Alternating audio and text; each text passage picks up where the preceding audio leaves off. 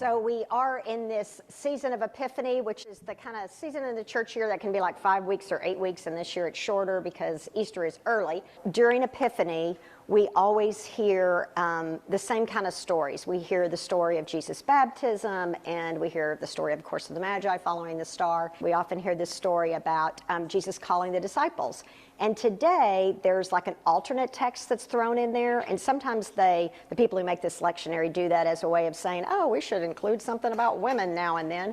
And so the text this morning is kind of an interesting one because it's kind of filled with women and filled with kind of Paul is mentioning this woman named Phoebe, who is sort of one of his like compatriots in the ministry. So it's an alternate text, and I haven't preached it probably in, I don't know, maybe 30 years. And then, but like I said, it's kind of a basic sermon. It's kind of a comfort food sermon for this Epiphany Day, where we sort of take out the things that we know to be true, which are our relationships, are everything, and look at that. And there's also another part in here that after Paul has this brief part that we read, then he kind of lashes out a little bit at the people he disagrees with. And so there's also a word in there about, you know, like some scholars are like, Paul's kind of unfair to other people in a way that he disagrees with. And so that's also the truth too, that we know we push people away too who we disagree with, sometimes unfairly. So this is kind of the letter, the end of Paul's letter to the church at Rome, which was, this is kind of considered the Apostle Paul's kind of magnus opus. I mean, you know, it's this great word of theology that forms so much of the church's theology, and then this is his conclusion to it.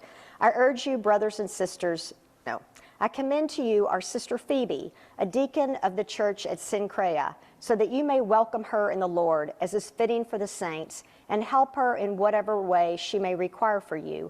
For she has been a benefactor of many, and of myself as well. Greet Prisca and Aquila, my co-workers in Christ Jesus, who risked their necks for my life, to whom not only I give thanks, but also to all the churches of the Gentiles. Greet also the church in their house. Greet my beloved Epaenetus, who is the first convert in Asia for Christ. Greet Mary, who has worked very hard for you. Greet Andronicus and Junia, my fellow Israelites, who were in prison with me. They were prominent among the apostles, and they were in Christ before I was. And then he goes on, there's like another 11 verses where he greets a total of 26 people in this church at Rome.